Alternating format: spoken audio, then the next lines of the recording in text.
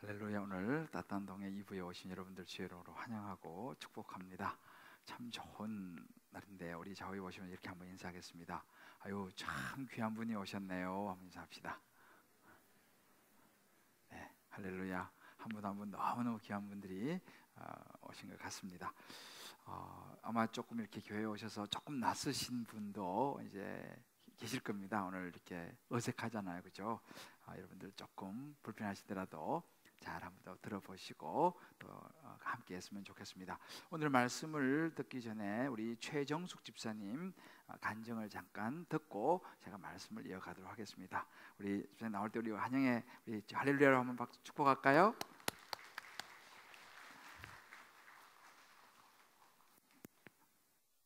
간증문 최정숙. 저는 졸업과 동시에 교직 생활과 결혼 생활을 하게 되었습니다. 또 바로 출산을 했습니다.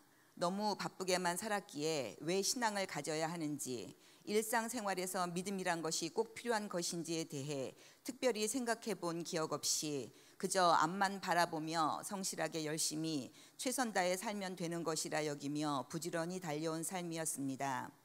친정 엄마가 차도가 없는 질병으로 고생하시다가 교회 다니시면서 점차 회복되어 건강한 몸으로 믿음 생활 하시는 것을 보면서도 건강해지셨으니 다행이다 정도로만 생각하며 바로 곁에서 엄마의 변화를 보면서도 깨달음이 없었습니다. 그렇게 나이가 들어 갱년기 즈음이 되었고 저는 과감하게 교직 생활을 접었습니다. 명퇴하는 날 잠실대교로 뛰어가 마치 정신 나간 사람처럼 나는 자유다라고 외쳤는데, 그래서 이제 내 마음대로 누릴 것을 누리며 살자고 신나게 나의 삶으로 돌아왔는데, 그동안에는 별다른 느낌 없이 받아들였던 내 삶의 부분들에서 조금씩 공허감과 가족들에 대한 불만이 생기게 되었습니다. 사춘기 열병을 심하게 앓았던 딸과의 관계에서도 이해하고 받아줘야겠다고 생각은 하지만 마음먹은 대로 되지 않아 자주 감정 대립이 생겼습니다. 가부장적이고 권위적인 성향이 매우 강한 남편에게 심정적으로 늘 억눌려 지내다 보니 가슴 밑바닥부터 쌓인 감정 높이가 더욱 높아졌습니다. 평소에는 온순하지만 감정의 기복에 따라 혈기를 내거나 때론 마음의 문을 아예 닫아버려 소통이 힘들게 느껴지던 아들과도 편치 못한 관계가 되었습니다. 사랑하는 가족이고 누구보다 가까운 식구들에게 받는 고통이 날로 힘겨워지게 되니 내가 조금씩 미쳐가는 것 같았습니다. 그때 주님 기쁨의 교회에서 주관하는 입시 설명회가 있다는 것을 듣고 당시 고3 딸을 위해 찾아가게 되었고, 설명회 후 목사님이 나와서 인도하시며 부르는 찬송과 기도 소리에 이상하게 마음이 편안해지는 것을 느꼈습니다. 그리고 그해 가을이 되었을 때 입시 설명회 때마다 제 옆자리에서 함께 하셨던 집사님이 교회에서 하는 열린 다락방에 초대하였습니다. 저는 그 소그룹 공동체 모임에 참석하면서 다른 분들의 생활 이야기를 들을 때에, 그리고 성경 말씀으로 답을 찾아가는 것을 보면서 나의 문제들도 해결받을 수 있을 것 같다는 희망이 생겼습니다.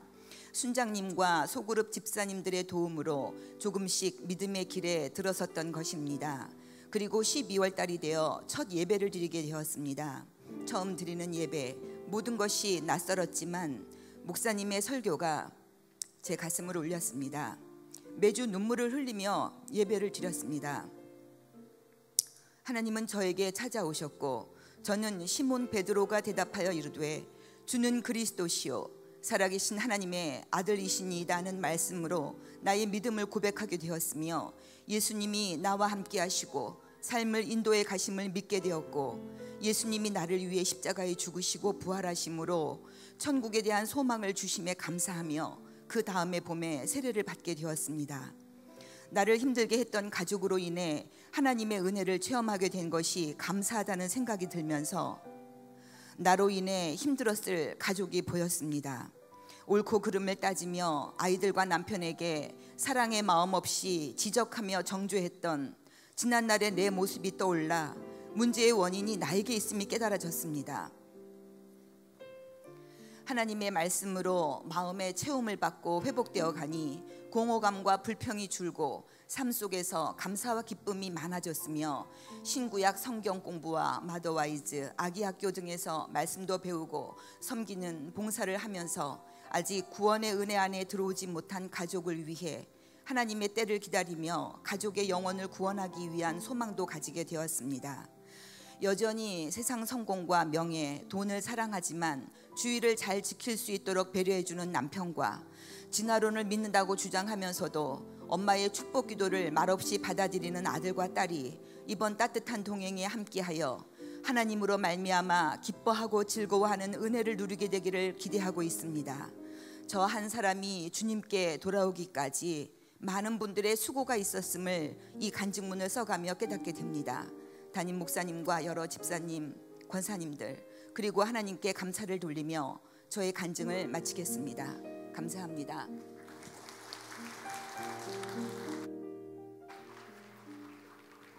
할렐루야. 참 귀한 만남이 입시 설명회에서 시작되었네요. 우리 모든 인생이 이렇게 만남과 헤어짐의 연속인 것 같습니다. 가만히 보면 세상의 모든 일들도 만남으로부터 이제 시작이 되고 또 인생이 어떤 만남을 통해서 이제 바뀌기도 하는 것을 우리는 경험하게 됩니다. 하나님도 마찬가지로 이 아담을 창조하시면서 아담과의 만남을 처음 가지셨죠. 또 아담은 하와를 만나게 되죠. 이렇게 인류가 창조 시부터 만남으로 이제 출발하는 것을 보게 됩니다. 우리도 보면 뭐 요즘 그 우리의 만남은 우연이 아니야 뭐 이런 노래, 유명한 노래가 있잖아요. 사연이 없는 여자 노사연, 이분이 부른 뭐 유명한 노래도 있고, 또 뭐 잘못된 만남 뭐 그런 노래도 있더라고요. 뭐 김건모 씨인가 이분이 부른 노래. 뭐 이렇게 만남에 여러 종류의 이제 만남이 있습니다.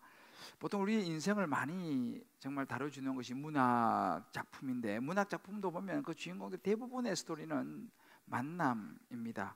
여러분이 잘 아시는 그 밀란 쿤데라라고 하는 유명한 그 소설가 쓴 참을 수 없는 존재의 가벼움이라는 그 소설이 있죠. 거기도 보면 이 토마시라고 하는 의사가 이제 이 테레자라고 하는 이 여인을 카페에서 이제 그 종업원으로 만나게 되면서 그의 인생이 이제 이렇게 바뀌는 그런 장면이 나오는데, 그 도스토예프스키가 아주 극찬을 했던 이 톨스토이가 쓴 그 안나 카나리나라고 하는 그 또 유명한 소설이 있죠. 거기도 마찬가지예요. 이 안나 카나리나가 열차에서 그 브론스키라는 사람을 만나지 않았더라면 또 다른 인생을 살아갔을 텐데, 그 만남을 통해서 참 인생이 이렇게 펼쳐지는, 이 로미오가 가면 무도에서 줄리엣을 만나지 않았더라면, 그죠?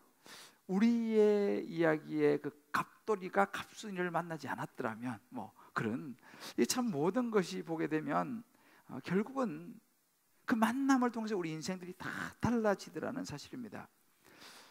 한 사람이 그 나야가라 폭포에서 수많은 관광객이 모인데 갑자기 한 사람이 물에 뛰어들어서 막 헤엄치기 시작했습니다. 나야가라 폭포를 건너간 거예요. 그 굉장한 일이죠. 그래서 사람들, 관광객들이 그 사람이 무사히 헤엄쳐서 건너는 걸 보고 막 박수치고 막 환호를 했습니다. 그랬더니 이 사람이 그 환호를 받으면서 어디만 씩씩거리면서 하는 말이, 누가 나 떠밀었어? 별로 이렇게 이렇게 인생에서 이렇게 이런 사람들 만나는 거예요. 물이 떠밀어가지고 어쩔 수 없이. 이것도 일종의 만남이지 않습니까? 아무튼 우리가 참 살면서 속으로 내가 이 사기꾼만 안 만났으면 이라고 생각하시는 분이 있을지 모르겠습니다. 그것도 옆에 앉은 사람을 설마 그렇게 생각을 하지 않으리라 생각하지만, 아무튼 이렇게 그런 생각을 할 수도 있습니다. 살아가면서 우리는 친구를 만나기도 하고 이웃을 만나기도 하고 하는데, 모두 좋은 사람만 있는 것이 아니지 않습니까? 우리 모두 좋은 만남이 되는 그런 소망이 있어요. 그죠? 우리도 자녀를 키워보면 우리 자녀가 학교에서 좋은 선생님 만났으면 좋겠다. 우리 자녀가 좋은 친구를 만났으면 좋겠다. 뭐 등등의 좋은 만남에 대한 그런 소망이 우리에게 있습니다. 자, 그렇다면 우리의 인생을 살아가면서 가장 좋은 만남은 어떤 만남이겠습니까? 여러분, 저와 여러분의 삶 속에서 가장 좋은 만남 한번 마음속에 한 1, 2초 생각해 보세요. 난 지금까지 살아오면서 내가 정말 최고의 만남이었다라고 생각되는 그 누구 있습니까? 저도 이 말씀을 이제 준비하고 묵상하면서 한번 생각해 봤어요. 내 인생에 있어서 돌아보니까 제 인생도 역시 마찬가지로 만남을 통해서 지금 이 자리까지 오게 된 것을 보게 되었습니다. 뭐 여러 종류의 만남이 있죠. 교회와의 만남도 있었고, 또 뭐 친구와의 만남도 있었고, 또 목사님과의 만남도 있었고, 뭐 교수님과의 만남도 있었고, 하여튼 이런저런 만남을 통해서 보니까 제가 지금 이 잠실에 오게 되고 여기서 서서 여러분들과 말씀을 나누게 되고 있더라는 사실이죠. 우리 좀 전에 집사님은 입시 설명회 왔다가 옆에 한 집사님을 만나가지고 결국은 또 이렇게 교회를 오게 되고 또 예수님을 만나게 되면서 이런 만남의 이제 간증을 좀 전에 해주셨죠. 저도 오늘 사실은 제 인생에 있어서 제가 촌놈인데 이 촌놈의 인생 속에 정말 중요한 만남이 있었습니다. 이 만남을 여러분에게 좀 저도 이야기하고 싶은데, 무엇보다도 오늘 이 성경에도 한 만남, 이 만남을 통해 인생이 완전히 바뀐 한 여인이 나옵니다. 사마리아 여인, 다른 말로 우리는 우물가 여인이라고 많이 이야기를 하는 여인입니다. 이 사마리아라고 하는 이 지역이죠. 이 이스라엘 유대 땅에는 사마리아라고 하는 지역이 있는데, 이 지역은 유대인들이 아주 싫어하는 지역입니다. 그리고 그곳에 살고 있는 사마리아 사람도 아주 이렇게 극도로 접촉을 꺼리는, 상종도 하고 싶어하지 않는 사람들이 사마리아 사람들이었습니다. 그게 당사의 분위기였습니다. 이유가 있었어요. 이스라엘이 북이스라엘, 남유다로 나눠졌었는데, 북이스라엘이 당시 강대국 이 아수르의 멸망을 당할 때 이 아수르가 정책적으로 많은 이방인들을 어디로 이주를 시켰냐면 이 사마리아 지역으로 이주를 시켰습니다. 그러다 보니까 그 사마리아 지역에 살고 있던 많은 유대인들이 그 이방인들과 자주 접촉하게 되면서 결혼하는 일이 생겼어요. 유대인들은요, 혈통을 굉장히 중요하게 생각하거든요. 단일 민족, 피가 섞인 것을 절대로 용납하지 않습니다. 그런데 그 사마리아 지역 사람들이 그렇게 이방인들과 결혼하면서 유대인이라고 하는 혈통을 지키지 못했다는 사실입니다. 그래서 이 유대인들은요, 그 사마리아 사람들을 사람 취급하지 않은, 성경에 보면 이 개와 같이 취급을 하는 그런 정도로 사마리아 사람 멸시했습니다. 이방인들과 피를 섞었다는 것이죠. 그러면서 심지어 이 유대에서 이제 이 갈릴리 지역으로 이제 가려고 하면은 사마리아 지역을 통과하면 금방 가는데, 그 사마리아 지역으로 들어가는 자체를 불결하게 생각하기 때문에 한 6일씩 걸려서 차라리 돌아가는 쪽을 유대인들은 선택했습니다.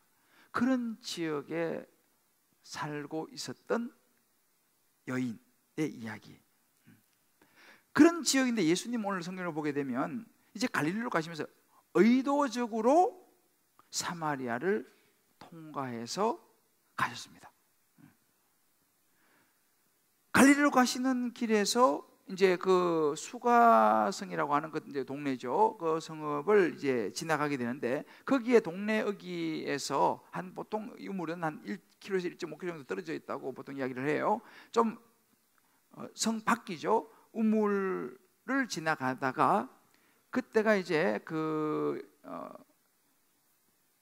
우리 시간으로 치면은 굉장히 뜨거운 정오의 그런 시간이었습니다. 그러니까 얼마나 목마르고 지치셨겠습니까? 그 뭐 이 이스라엘 땅은 이 여름에는 이 낮에는요, 한낮에는요, 이 태양이 정말 장난이 아닙니다. 그러니까 목이 마르고 지치셨던 것 같습니다. 그래서 마침 보이는 우물가에 예수님이 잠시 앉으셨어요. 그때 이제 한 사마리아 여인이 물동이를 쥐고 물을 길러 이제 옵니다. 그때 예수님께서 그 여인을 보고 이제 부탁합니다. 나에게 물 좀 주시오. 그때 마침 이제 제자들은 먹을 것을 구하러 동네로 이제 들어가고 없었던 그런 시간이었는데, 이 여인이 예수님을, 자기에게 말을 거는 예수님을 보고는 깜짝 놀라면서 9절에 이렇게 말합니다. 당신은 유대인으로서 어찌하여 사마리아인 여자인 나에게 물을 달라고 하십니까? 깜짝 놀랍니다. 왜요? 유대인들은 당시 사마리아인하고 상종도 하지 않은 그런 상황이라고 제가 말씀드렸죠. 그러니까 여인이 깜짝 놀라면서 그 이야기를 합니다. 너무 당황되죠. 말이 안 되는 지금 상황이 연출되고 있기 때문입니다. 그런데 예수님께서 그 여인의 말에는 아랑곳하지 않고 또 다른 이야기를 합니다. 당신이 만일 하나님의 선물과 또 당신에게 지금 물 좀 달라고 하는 사람이 누군지 알면 당신이 그에게, 예수님이죠, 그에게 물을 그에게 구하였을 것이고 그가 생수를 당신에게 주었을 것입니다. 이렇게 말합니다. 무슨 말을 하는지 아마 여인은 크게 이해를 잘 못했을 것입니다.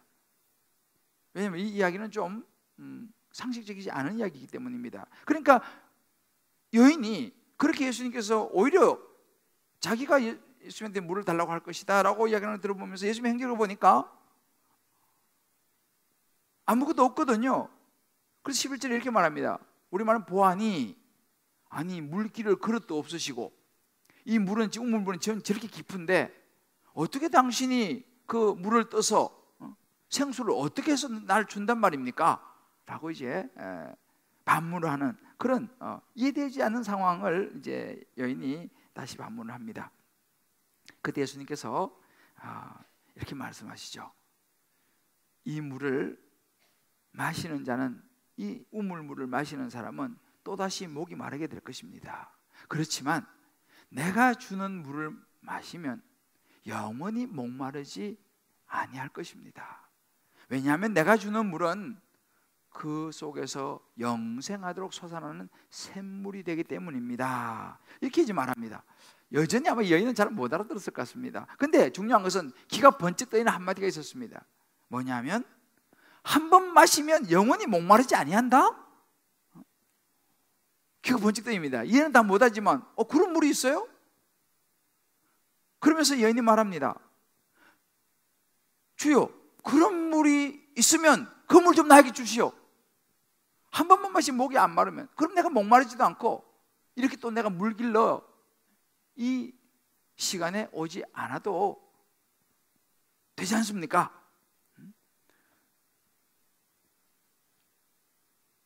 이 여인은 이해되지 않는 말이지만 일단 그 물에 대한 그 필이 꽂혔죠. 그래서 이야기합니다. 그때 예수님께서 이 여인에게 차분히 이제 말씀을 풀어 가십니다. 이제 우리가 다 읽지는 못했습니다만 이 뒷부분에 나오는 부분인데, 그러면서 예수님께서 자신이 하나님의 아들, 이 땅에 많은 이들을 구원하러 오신 구원자 메시아됨을 이제 말씀을 하시게 됩니다. 그러면서 이 여인이 그 예수님의 이야기를 듣고 비로소 예수님이 구원자라는 사실을 알게 되고 받아들이면서 영원한 생명을 선물로 받게 됩니다. 그리고 나서 이제 뒷부분에 보면 너무 좋아가지고 물동이를 놔두고 동네로 달려 들어갑니다. 가서 사람들에게 외칩니다. 내가 우리의 메시아 되는 예수 그리스도 그분을 만나서 와서 보시오 라고 이제 외치는 것이 오늘 우리가 뒷부분까지 쭉 보면 나오는 장면입니다. 그런데 우리가 여기서 이 여인을 좀 이해할 필요가 있습니다. 이 여인은 어떤 배경을 가지냐면 이제 뒷부분에 나오는데 이 사마리아 여인은요 벌써 남편이 5이나 있었습니다. 5. 그리고 지금 같이 살고 있는 사람도 남편은 아니에요. 당시에 이 유대는요 여자는 숫자에 포함되지도 않은 그렇게 천대받는 여인이었습니다. 그러니까 그런 여인인데 그것도 사마리아 여인입니다. 사마리아에서도 남자가 있고 여자가 사마리아에서 여인이었습니다. 근데 당시 보통 이제 랍비들이 결혼을 보게 되면 한 2번 정도까지는 결혼을 이렇게 어느 정도 인정해 주는 분위기였습니다. 한번 헤어지고 2번째 결혼까지 정도는 이렇게 인정을 해주지만 3번 넘어가면 아주 멸시하는 그런 분위기였습니다.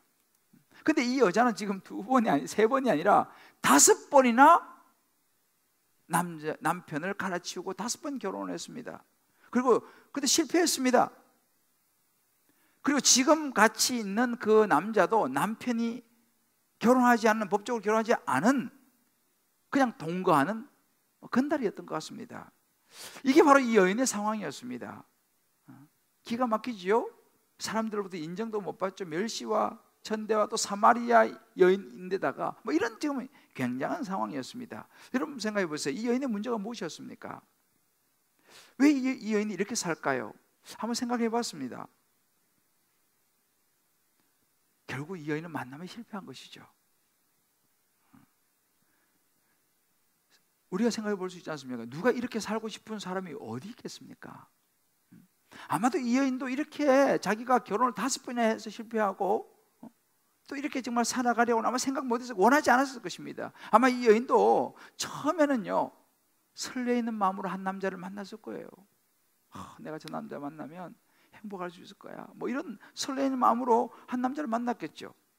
그런데 그 만남에 뭔가가 채워지지 않았던 것 같습니다.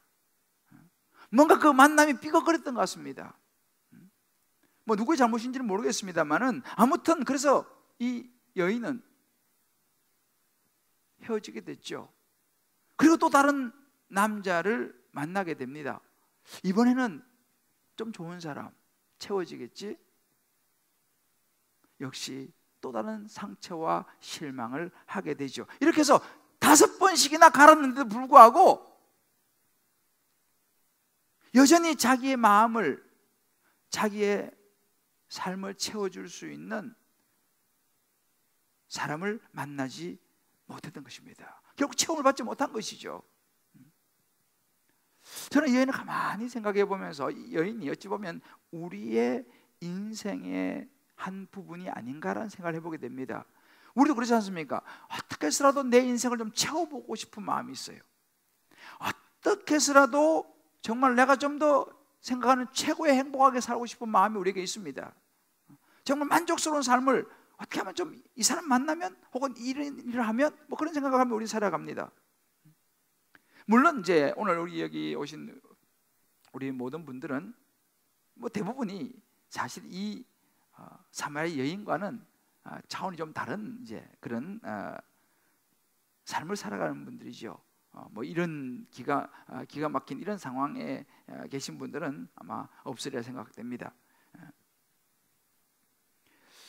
그런데 이런 이 사마리아 여인과는 다른 그런 상황 속에 살아가고 있지만 가만히 보면요 공통점은 있다는 사실이에요. 이 여인하고 우리가 무슨 공통점이 있습니까?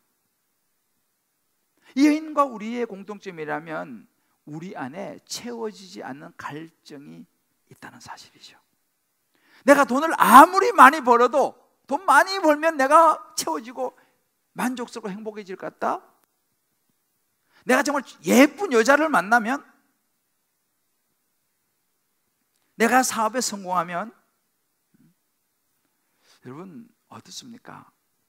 채워질 수 있을까요? 우리는 보통 사업에 실패한 사람이 참 공하고 힘들다라고 생각하지만 사업에 크게 성공한 사람들도 보면요 여전히 그 마음에 허전함이 있다는 것을 우리가 보게 됩니다. 여러분 우리 자식이 공부를 아주 못해서 참 마음이 좀 힘든 그런 것도 있을 수 있겠지만, 그러면 전교에서 1등하는 자녀들은 그런 게 없을까요? 마음에 다 채워지고 만족스러울까요? 아니라는 것이죠. 90점 맞으면 야 최고다? 다 채워질까요? 아니 95점 맞으면, 아니 99점 다 채워질까요? 그럼 100점 맞으면 다 채워질까요? 아니라는 사실이죠. 이 우리의 마음이 채워지는 것은 어찌 보면 실패와 성공에 달려있지 않더라는 것입니다. 1등과 꼴찌에 달려있지 않더라는 사실이죠. 우리 마음 속에 이미 그 공간이 있기 때문에, 이미 우리가 태어나면서부터 우리 안에 빈 공간이 있더라는 사실이죠. 이건 우리 인생에, 우리 인간의 노력으로 되지 않더라는 것입니다. 어떤 사람은 결혼하면 내가 좀 이 허전함이 채워질까? 결혼을 해보니까, 여기 대부분 결혼하셨죠? 여러분 결혼하시니까 여러분의 모든 인생의 허름이 다 채워졌습니까? 아유 아무래도 아기를 낳아야지 채워질 것 같아. 우리는 아기를 낳습니다. 여러분 애를 놓고 나니까 모든 게 채워졌습니까? 저는 이제 목사기 때문에 목회도 그렇습니다. 교회가 커지고 성도들이 수만 명이 되면 야, 얼마나 좋을까? 그런 생각해 볼 수 있지 않습니까? 그런데 제가 수만 명 교인을 거느린 그 담임 목사님의 이야기를 들어보니까 자기 마음 한구석에 그래도 성도가 수만 명인데 뭔가 채워지지 않는 부분이 있다라고 이야기하는 걸 제가 들었습니다. 안 믿어지지 않습니까? 그러니까 교회가 작든 교회가 수만 명이 되든 여전히 우리의 마음속에는 채워지지 않는 부분이 있다라는 사실이죠.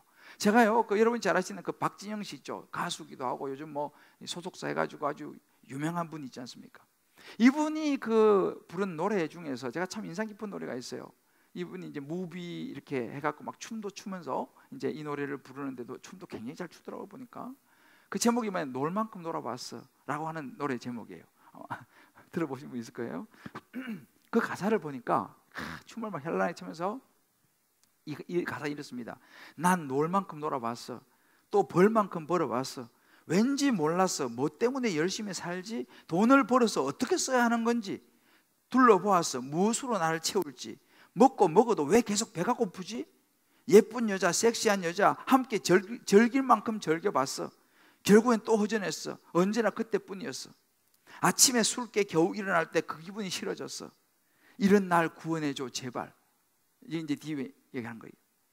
Please save me. 영어로도 하더라고 보니까 이렇게 말합니다. 꺼지지 않을 음식으로 나를 배불러줘. 안정이 되면 다시 불안해지고 싶고 불안해지면 다시 안정이 되고 싶어. 생각해봤어. 정말 갖고 싶은 게 뭔지. 근데 가져도 왜 계속 배가 고프지? 나를 구원해줘. Please save me. 눈 감을 때 두렵지 않기를. 내가 어디로 가는지 알면서 내딛는 힘찬 발걸음으로 살기를. 이런 가사예요. 이 가사가 이분이 예수 믿는 사람은 아닌 걸로 제가 아는데요, 이 가사가 굉장히 솔직해요. 이 사람은 여러분 알다시피 벌 만큼 벌어본 사람이고 놀 만큼 놀아본 사람 아니에요? 그쪽 세계에서 자기 다 해봤다는 거예요. 다 해봤는데 안 채워지더라는 거죠. 그래서 결론은 뭐냐? Please save me. 자기 좀 구원해달라고 외치는 거예요. 어느 방송에서 나와서 자기 이야기를 하더라고요. 자기가 다 해봤는데 2%가 안 채워지더라는 거예요. 이게 인생입니다. 이 사람은 뭐 제가 알기로 재산도 수백억 대 재산가로 제가 알고 있어요. 그것이 안 채워지더라는 거예요. 여러분, 이 인생의 갈증을 어떻게 우리가 해결할 수 있겠습니까? 이 채워지지 않는 우리의 마음의 갈증 어디서부터 나온 것일까요? 제가 한번 묵상을 해봤어요. 이 갈증이 어디서 올까? 어디서 올까? 가만히 묵상하면서 성경을 보면서 우리가 깨닫게 된 게 뭐냐면, 우리 인간은요, 하나님의 창조물로 온 세상을 다 가져도 채워지지 않는 부분이 있다는 것이에요. 뭡니까? 하나님의 형상을 내 안에 이루지 않으면 채워지지 않는다는 사실입니다. 왜? 우리 안에는 이미요, 이 죄성이 있습니다. 아담과 하와로부터 내려오는 이 죄. 그래서 우리가 태어날 때부터 우리 안에 이미 생겨난 이 죄로 인해서 우리 안에 욕심이 있습니다. 조금 더 뭔가 새로운 거, 우리는 찾는 거죠.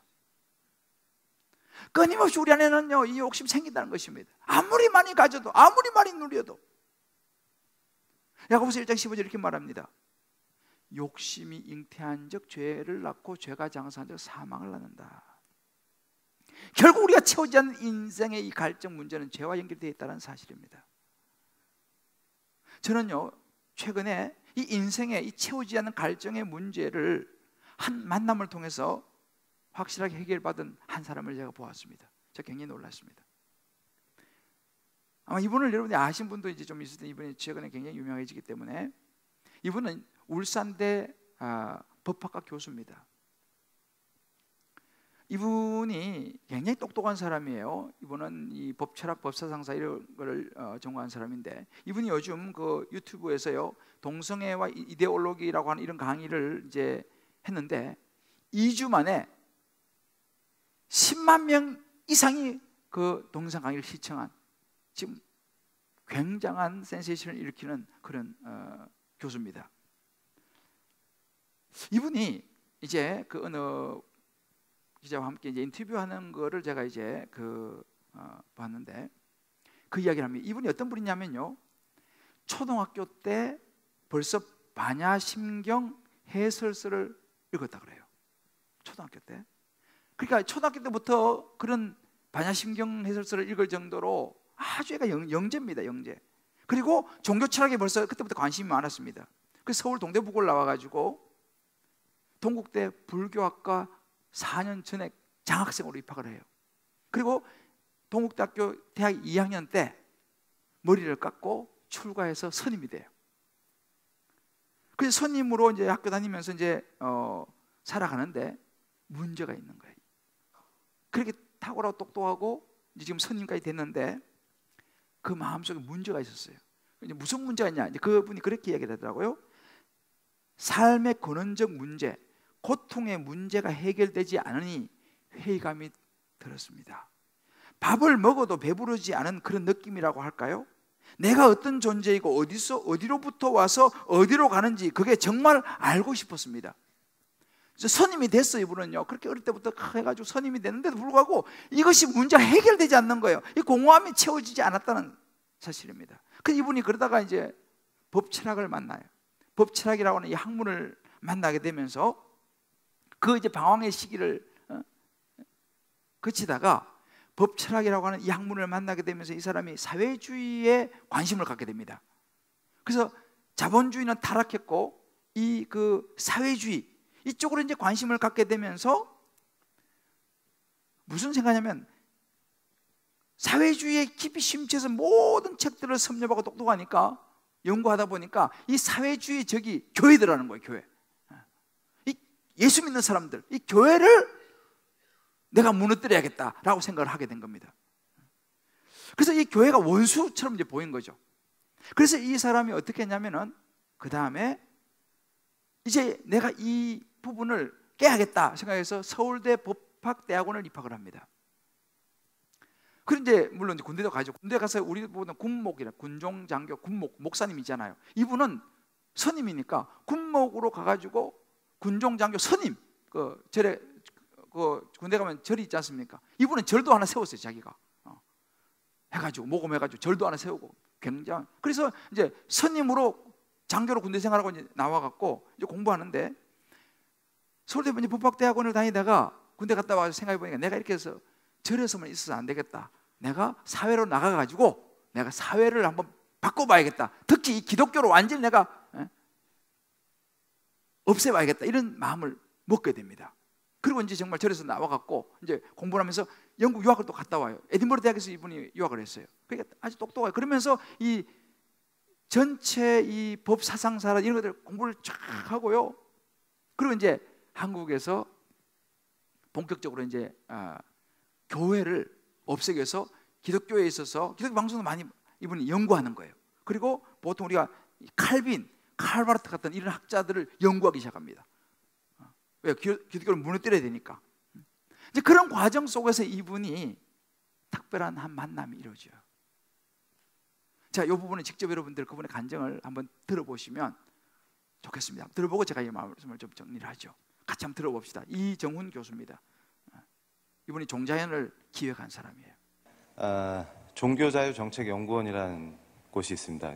한국교회를 전략적으로 공격하는 단체인데요. 사실 대광고를 법적으로 공격했던 그 강희석군 사건을 기점으로 종자연이 만들어집니다.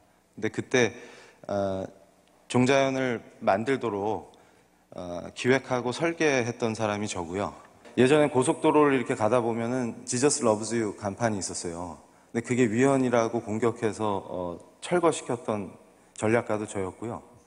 그 다음에 아마 기억하시겠지만 2008년 11월에 이 종교 편향 문제가 이슈화되면서 국가공무원법 개정안, 그게 당시에는 종교 편향 방지법이라는 이름으로 불렸었는데 그 국가공무원법 개정안이 통과되기 직전까지 갔었습니다. 근데 그 법을 기획했던 사람도 접니다. 저는 사실 그런 그 전략가 역할을 하다가 2007년에 국가공무원법 개정안 기획을 한 그 직후에 이제 더 센 거를 준비하려고 뭐를 하면 이제 한국교회를 확 흔들어 버릴 수 있을까, 이걸 이제 연구하려고 다시 절에 들어가서 숨어서 이제 연구를 하고 있었는데, 그 절에서 연구를 하면 보통 제가 좀 편안함을 느껴야 되는데 계속 두통이 와가지고 절을 벗어나면 괜찮다가 다시 돌아오면 또 아프고 이런 일이 반복돼가지고 제가 이제 절에서 못 버티고 집으로 돌아와가지고 제가 CTS에 엄청 여기 CTS 오셨네. CTS에 엄청 그 열심히 시청하는 시청자였습니다, 그 당시에. 왜냐하면 교회를 알아야 공격해서 파괴할 수 있기 때문에 교회에서 무슨 얘기하는지, 그리고 이분들의 선교 전략이 뭔지, 그 다음에 목사님들이 어떤 얘기를 하시는지 이런 거를 아주 면밀하게 체크를 하고 분석을 하고 했었습니다. 그러다가 그날도 이제 쉬려고 집에 왔다가 CTS를 켰는데 거기서 어떤 목사님께서 설교를 하시는데 예수님께 죄인임을 자백하는 그런 장면을 약간 연극처럼 이렇게 설교하시다가 중간에 목사님께서 이렇게 해주시는데, 그때 평상시처럼 그 제가 이 조롱하는 말을 잘했었는데 죄인 웃기고 있네 이러면서 그걸 조롱하고 싶어가지고 너나 잘하세요 이런 식으로 조롱을 하려고 하는데 그 순간 갑자기 혀가 딱 굳어버렸습니다. 그러면서 거의 제가 지금 그때 상황을 표현하면은 번개에 맞았다, 이게 정확한 표현인 것 같은데요. 그러니까 물리적인 번개에 맞은 게 아니라 저를 완전히 그 사로잡는 이 강력한 힘이 혀가 딱 굳어버리고 그대로 바닥에 엎드렸는데 그때 딱 들었던 생각이 나는 죽었구나 였습니다. 제가 그때 내가 완전히 전적으로 부패한 인간이구나, 이거를 알려주셨는데 이대로 죽어도 항변할 수 없는, 그러니까 나는 내가 옳고 내가 굉장히 의로운 자라고 생각했는데 주님을 만나니까 내가 전적으로 부패한 자라서 이대로 죽어도 주님께 찍소리도 할 수 없는 그런 죄인이구나 하는 걸 그냥 알아버렸는데요.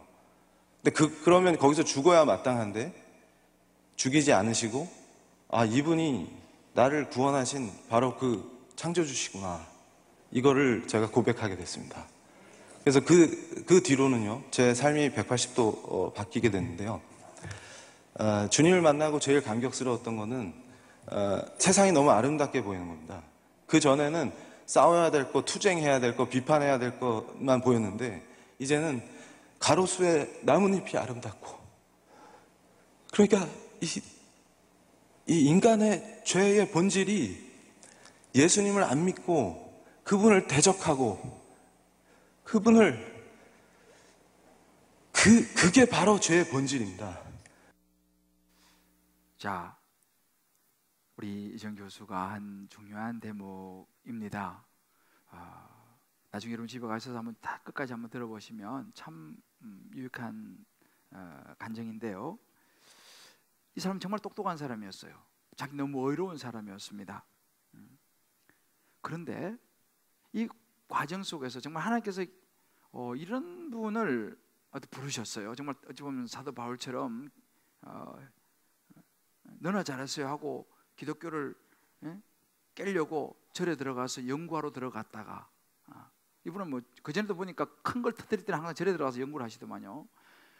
근데 이번에는 이런 과정 속에서 이분이 예수를 만나게 되면서 첫 번 깨달은 게 뭐냐면 그렇게 어렵다고 자만했던 그런 자신이 부패 덩어리라는 것을 깨닫게 되는 거예요. 내가 죄인이구나, 할 말이 없구나, 이 고백을 이분이 하고 있습니다. 그리고 이제 자기 말대로 이분의 삶은 완전히 바뀌었어요. 그러고 나서 이분이 이제 어떻게 되냐면 서울대 법학대학원에서 박사학위를 받고 이제 울산대학 교수로 내려갑니다.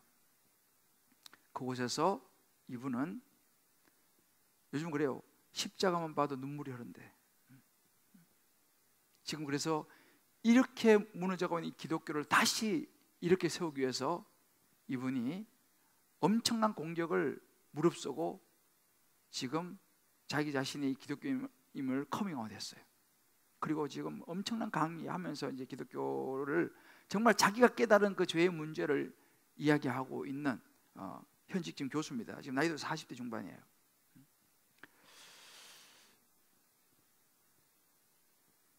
여러분 보십시다. 이 이종 교수 이야기, 박진영 씨, 우리 좀 아까 간증했던 우리 최정숙 집사님, 이 사마리아의 여인 공통점이 뭡니까? 저와 여러분 공통점이 뭡니까? 채워지지 않는 목마름이 있더라는 사실이에요. 결국 우리 인간에게는 우리 스스로 채울 수 없는, 하나님만이 채울 수 있는 공간 있더라는 것입니다. 이 공간은 바로 죄로 인한 영역입니다. 죄의 문제가 해결되어야지만이 채워지는 영역이라는 거예요. 죄의 문제를 근본적으로, 이분도 결국 뭐예요? 죄를 깨닫고 나서 자기가 전적으로 부패하다는 걸 깨달으면서 이제 예수님을 만나게 되는 것이죠. 사랑하는 성도 여러분, 근본적 우리의 문제, 우리 죄의 문제를 해결하기 위해서 오신 분이 예수님이십니다. 이제 우리가 해야 될 일이 뭡니까? 그 예수님을 만나는 일이에요. 그 예수님을 어떻게 만납니까? 예수님을 믿는 것입니다. 오늘 여러분들을 초청하신 분들은 이 만남을 이미 가졌기 때문에, 이것이 얼마나 큰 귀한 것인지를 알기 때문에 여러분들을 초청하신 거예요. 여러분, 우리가요, 한 가지 알아야 되는 것은 뭐냐면, 이 예수님이 가만히 보세요. 이 상처받고 아픈 이 사마리아 여인을 만나기 위해서 예수님이 찾아가셨어요. 먼 길을 땀 흘리면서 그것도 사마리아 지역으로 예수님이 들어가셨습니다. 그 예수님이 찾아가서 만났습니다. 물론 그 예수님을 마지막에 받아들인 것은 여인이지만 찾아간 것은 예수님이셨습니다. 저는 여러분 알다시피 저는 굉장히 시골 아주 촌놈입니다. 정말 시골 촌놈인 저를 예수님이 찾아오신 거예요. 그래서 제 인생을 바꾸셨어요. 그래서 제가 오늘 여기 서서 여러분과 이 말씀을 나눌 수 있는 것입니다. 아무 별 볼 일 없는 시골에서 세상을 모르고 살던 그 촌놈을 갖다가 찾아오셔서 만나주셔갖고 제 인생을 바꾸셔갖고 지금 이제 말씀을 전하는 사람을 세우셨어요. 이 사마리아 우물가의 여인을 찾아오셨어요. 예수님이요. 뭐 잘난 사람입니까? 이 사람, 여인이. 우리 알잖아요. 얼마나 천한 여인입니까? 찾아오셨습니다. 이종 교수를 찾아왔습니다. 그렇게 교회를 핍박하던 사람을 찾아왔습니다. 우리 최 집사님을 찾아오셨죠. 그 예수님이 우리를 찾아오십니다. 바로 이 순간 이 자리에 그 예수님이 여러분을 찾아오셨습니다. 우리 각자의 마음속에 예수님이 찾아오셨습니다. 중요한 것은 그 예수님을 내가 만나면요, 인생이 달라진다는 것입니다. 내 인생의 이 공허함이 채워진다는 사실을 믿으시길 바랍니다. 이 예수님을 만나는 거, 이게 바로 여러분의 선택입니다. 근데 여러분, 우리는 그렇습니다. 아이 목사님, 뭐 교회 다니면 마음 편하고 좋은 거 저도 알아요. 뭐 예수 믿으면 뭐 좋죠. 뭐 나쁠 거 없지 않습니까? 맞습니다. 근데 많은 분들이 거기까지 해요. 자, 여러분, 여기 의자가 하나 있습니다. 우리가 피곤할 때 생각합니다. 아유, 저 의자에 앉으면 편하겠다 생각합니다. 그러나 사람들은요, 편하다고 생각은 하지만 그 의자에 앉는 것은 별개의 문제입니다. 앉아야지 내가 쉼을 누릴 수 있는 거예요. 근데 서서 이 의자 앉으면 편하다 그래, 내가 편할 것 같아, 이거 가지고는 우리가 쉼을 누리지 못합니다. 마찬가지입니다. 예수님 좋은 분이지, 뭐 교회 다니면 뭐 마음 편하고 뭐 나쁠 건 없지. 여러분, 이 생각만 가지고는 이 만남은 이루어지지 않습니다. 영원한 생명을 얻을 수 없습니다. 앉아야 되는 것입니다. 그 예수를 만나야 되는 것입니다. 어떻게 가능합니까? 간단합니다. 영어로는 이걸 ABC라고 설명합니다. A는 어드미트입니다. 인정한다는 말이죠. 뭘 인정합니까? 이정호 교수가 인정했지 않습니까? 내가 죄인이라는 것을 깨닫는 거예요. 내가 죄인이라는 거, 이걸 인정하는 것입니다. 내가 남 특별히 죄 지은 것도 없는데요? 아닙니다. 하나님, 나를 창조한 하나님을 인정하지 않고 하나님을 믿지 않는 이 자체가 죄라는 사실이죠. 이정호 교수가 그걸 깨달은 겁니다. 그 순간 내가 진짜 죄인이구나, 부패했구나 깨닫. 이게 첫 번째입니다. 내가 죄인인 걸 인정하는 거예요. 두 번째 B, believe, 믿는 것입니다. 뭘 믿습니까?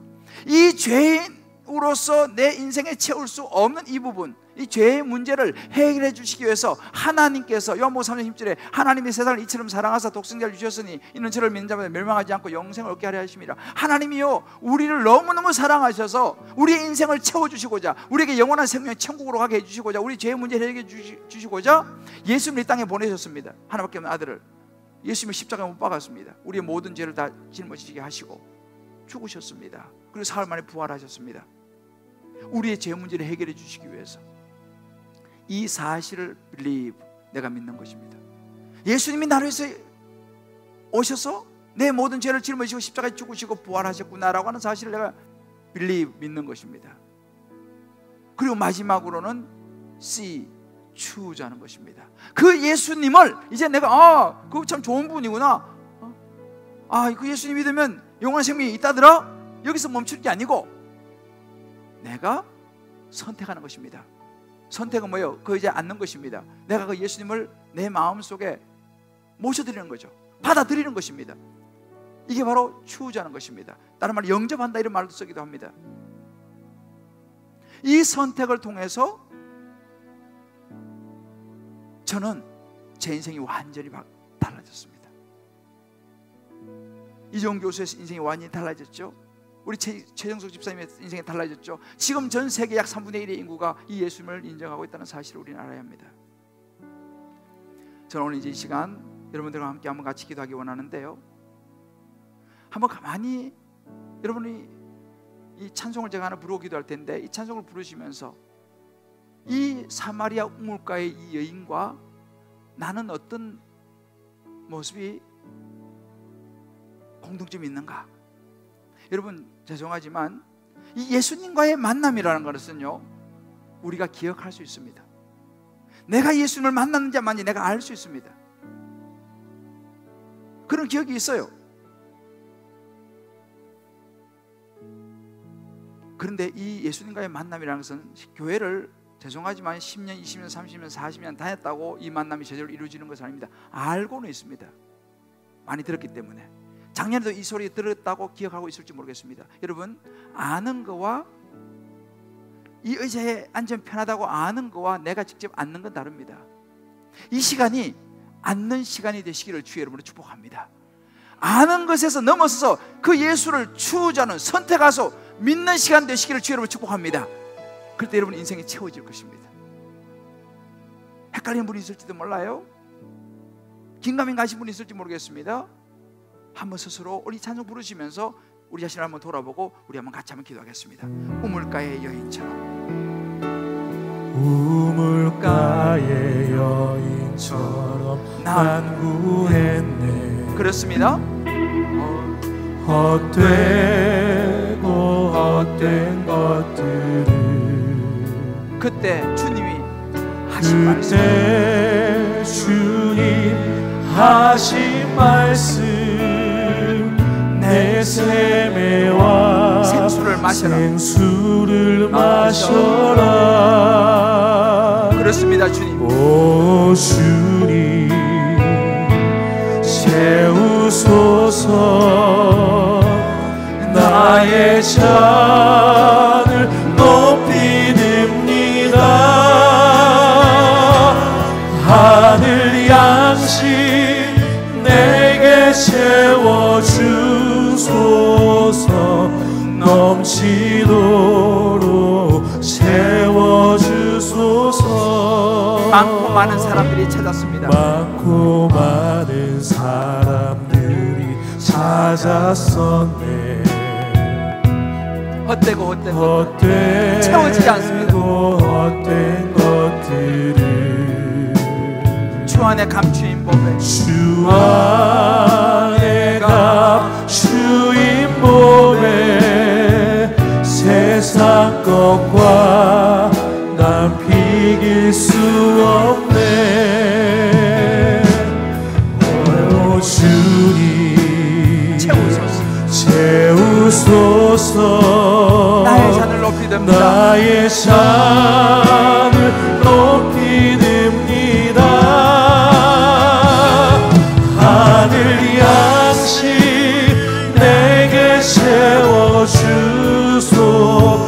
우리의 기도입니다. 넘치도록 채워주소서. 내 친구여 거기서 돌아오라. 내 친구여 거기서 돌아오라. 내 주의 넓은 품으로 내 주의 넓은 품으로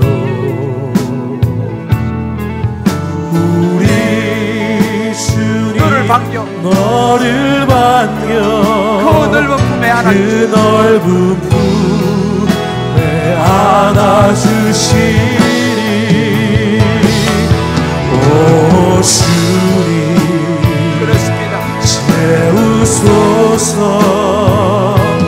나의 잔을 높이듭니다. 하늘 양식 내게 채워주소서. 넘치도록 채워주소서.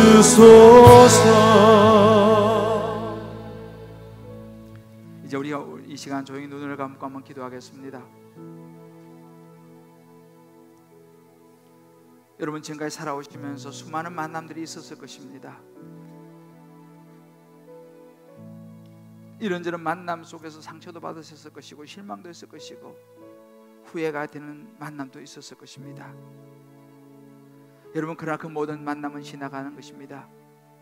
이제 오늘 우리에게 있는 우리 인생을 영원한 생명으로 인도하고 천국으로 인도할 수 있는 그 만남, 예수 그리스도와의 만남이 오늘 이 시간 여러분 앞에 있습니다. 이제 주님께서 그 사마리아 여인을 찾아가셨던 것처럼, 그 이종훈 교수를 찾아가셨던 것처럼, 저를 찾아오시고 우리 최입사님을 찾아오셨던 것처럼 이 시간 여러분에게 각자 한 분 한 분에게 찾아가십니다. 이 만남은요 누가 대신 만나줄 수 있는 게 아닙니다. 내 부인이, 내 남편이, 내 부모가, 내 자식이 대신 만나줄 수 있는 만남이 아닙니다. 이것은 아주 개인적인 1:1의 만남입니다. 그 예수님과 나와의 만남입니다. 하나님께서 예비해 놓으신 그 만남을 내가 추구하느냐 선택하고 받아들이냐, 이건 개인의 문제지 다른 사람과의 관계를 여기에 개입할 수는 없습니다. 이제 이 시간 저와 함께 기도할 때에 이 만남을 통해서 우리는 우리의 인생의 문제가 해결되어지고 우리의 공허가 채워질 뿐만 아니라 영원한 천국으로 가는 생명을 얻게 될 줄을 믿습니다. 영접하는 자, 곧 그 이름을 믿는 자에 하나님의 자녀가 되는 권세를 주셨다고 하셨습니다. 예수님의 이름을 받아들이는 사람에게는 하나님의 자녀가 되는 권세를 주신다고 말씀하셨습니다. 이 시간 우리 각자를 찾아오신 그 예수님 앞에 우리 마음의 문을 열고 다시 한번 그 예수님을 우리 마음속에 모셔드리는 시간이 되었으면 좋겠습니다. 이 시간 여러분 눈을 감은 채로 이제 저를 따라서 기도할 때인데, 내 마음속에 지금까지 내가 살아오면서 뭐 교회를 얼마나 오래 다녔든지 내가 목사든지 그거 중요하지 않습니다. 이 만남이 내게 있느냐가 중요합니다. 오늘 누군가의 초대를 받아서 오신 분들도 마찬가지입니다. 내가 잘 모르지만 나도 그 만남을 나도 선택하고 싶습니다. 나도 영원한 생명 얻고 내 인생에 이것을 체험을 받고 싶습니다. 내 인생에 한 번이라도 이 순간을 나는 가지기를 원하는데 지금이 바로 그 순간입니다. 나는 그 만남을 원합니다 라고 하는 마음이 드시는 분이 있으시면 눈을 감은 채로 조용히 오른손을 왼쪽 가슴에 한번 얹어 보십시다. 네, 감사합니다. 이것은 이 눈을 감은 채로 하나님과 여러분 개인의 1:1의 관계입니다.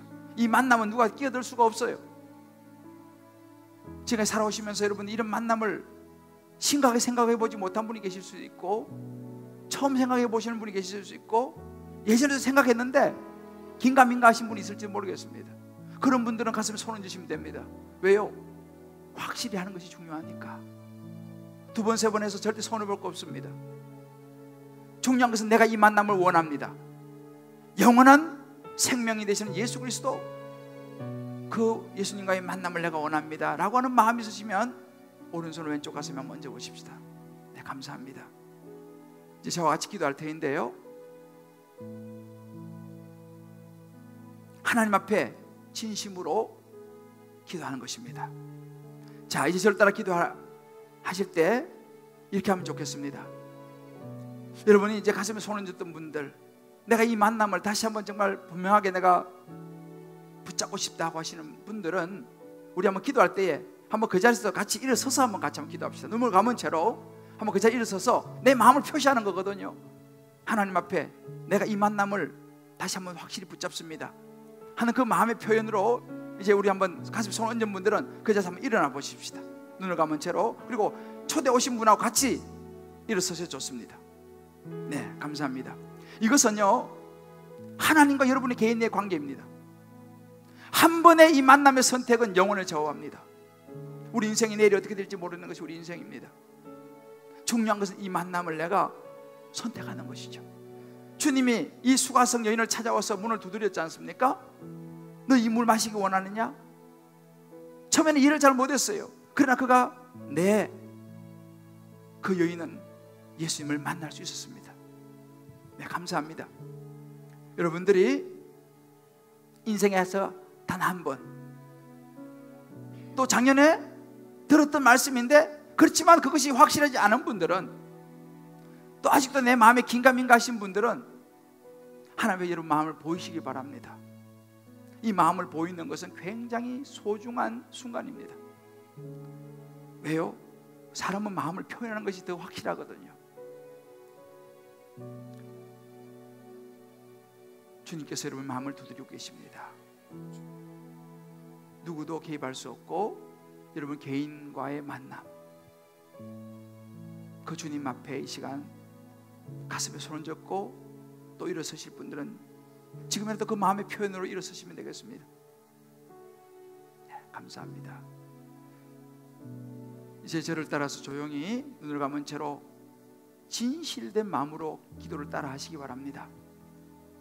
이 기도를 통해 여러분의 이 만남이 이루어집니다. 주 예수님, 나는 죄인입니다. 이제 제 마음의 문을 열고 저의 죄를 대신하셔서 십자가에서 죽으시고 부활하신 예수님을 믿습니다. 그리고 그 예수님을 내 인생의 구원자로 받아들입니다. 제 마음에 들어오셔서 제 인생을 주관하여 주시고 저를 자녀 삼아 주시옵소서. 이제 제 마음에 들어오신 예수님, 감사합니다. 이제 예수님 마음에 붙잡고 영원토록 살아가겠습니다. 감사합니다 예수님. 예수님의 이름으로 기도합니다. 아멘. 제가 한번 기도하겠습니다. 이제 앉으시고, 하나님 아버지, 이 시간 사람들은 모르지만 하나님은 아십니다. 이제 이 하나님과의 만남, 예수님을 우리가 십자가에 죽으시고 부활하신 구원자로 받아들이는 이 기도를 주님께 올려드린 우리 성도님 한 분 한 분을 하나님이 생명책에 기록하셨음을 믿습니다. 마음의 표현으로 일어서신 분들과 또 앉아 있었지만 진심으로 손을 얹고 기도한 이들이 이제 하나님의 자녀가 된 줄 믿습니다. 영접하는 자 곧 그 이름을 믿는 자에게는 하나님의 자녀가 되는 권세를 주셨다고 하신 하나님의 약속을 믿습니다. 저들을 구원하심을 감사합니다. 저들의 인생을 이제 채우실 줄을 믿습니다. 아멘. 주여 저들을 축복하여 주옵소서. 아멘. 예수님의 이름으로 기도합니다. 아멘. 아멘. 오늘 이제 우리 예수님과의 만남이 이루어진 분들을 위해서 우리 축복의 박수 하겠습니다. 여러분은 아시고 하나님은 아십니다. 할렐루야. 요한계시록 3장 20절 이렇게 말했습니다. 볼지어다 내가 문 밖에 서서 두드리노니 누구든지 내 음성을 듣고 문을 열면 내가 그에게로 들어가 그로 더불어 먹고 그는 나로 더불어 먹을 것이다 했습니다. 여러분의 이 기도가 진실된 기도였다면 여러분은 이제 하나님의 자녀로서 여러분의 인생을 책임지시고 여러분에게 영원한 생명을 주시는 하나님의 자녀가 된 것을 믿으시기를 주의 이름으로 축복합니다. 아멘. 할렐루야. 오늘 오신 분들 중에서 혹시 먼 곳에서 오신 분이 계시면요, 이제 다음 주부터 꼭 가까운 교회를 나가시기 바랍니다. 왜요? 이 믿음을 지켜내야 됩니다. 아니면 또 잊어버려요. 사단한테 뺏겨버립니다. 가까이서 오신 분이 있으시면 다음 주에 꼭 다시 한번 나오시기 바랍니다. 그래서 말씀을 다시 들으시고 이제 이 만남을 잘 지켜나가시기를 주님의 이름으로 축복합니다. 아멘. 우리 다 자라서 일어나 봅시다. 우리 옆에 분하고 이렇게 한번 서로 축복합시다. 하나님의 자녀가 된 것을 축하드립니다. 하나님의 자녀가 된 것을 축하드립니다. 이제 이 믿음 잘 지키며 살아가세요. 이제 믿음 잘 지키며 살아가세요. 할렐루야. 아멘. 우리 이 시간 아주 먼 옛날 하늘에서는 당신을 향한 계획이 있었죠. 오늘 예수님을 영접한 분들을 향한 하나님의 계획이 있었음을 믿으시기 바랍니다. 네. 우리 한번 서로 축복하며 찬양 한번 부르고 제가 축도하겠습니다.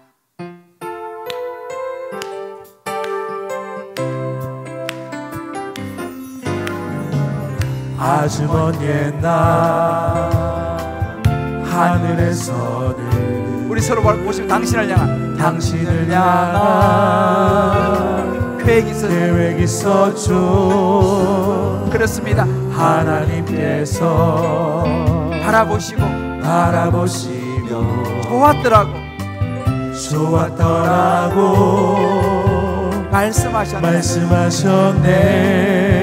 이 세상 그 무엇보다 귀하게 나의 손으로 창조하였노라. 주님 말씀하십니다. 내가 너로 인하여 기뻐하노라. 내가 너를 사랑하노라. 우리 서로 말하면서 사랑해요. 사랑해요.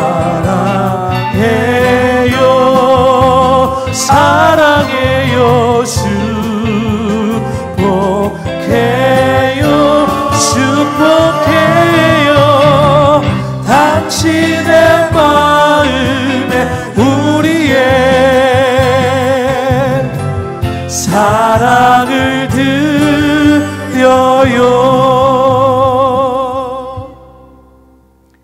이제는 우리 십자가에 죽으시고 부활하신 예수님의 은혜와 한량없는 하나님의 사랑하심과 성령의 인도하심이 오늘 이제 사마리아 우물가의 여인을 찾아가셔서 만나신 예수님, 그 예수님을 이제 마음으로 모셔드리고 그 예수님을 새롭게 만나고 이제는 만났지만 다시 새로운 마음으로 만난 우리 사랑하는 모든 성도님들, 특별히 오늘 초청되어 오셔서 그 마음속에 예수님을 만난 귀한 분들 한 분 한 분 머리 위에, 또 저들을 인도해 오신 사랑의 손길 위에, 저들의 사랑하는 모든 자녀들, 사랑하는 아내, 남편, 부모, 모든 삶의 여정, 기도 제목 위에, 군문에 가 있는 자녀들, 또 원근각지에 흩어져 있는 우리 모든 식구들, 병상에서 주의 전을 사모하며 회복을 기다리는 모든 환우들 머리 위에, 하나님의 언약을 따라드리는 11조 감사, 선교, 구제, 소원, 모든 특별한 예물과 오병이어 건축 예물에 이르기까지 축복된 손길 위에 이제부터 영원토록 함께 하시길 간절히 축원하옵나이다. 아멘.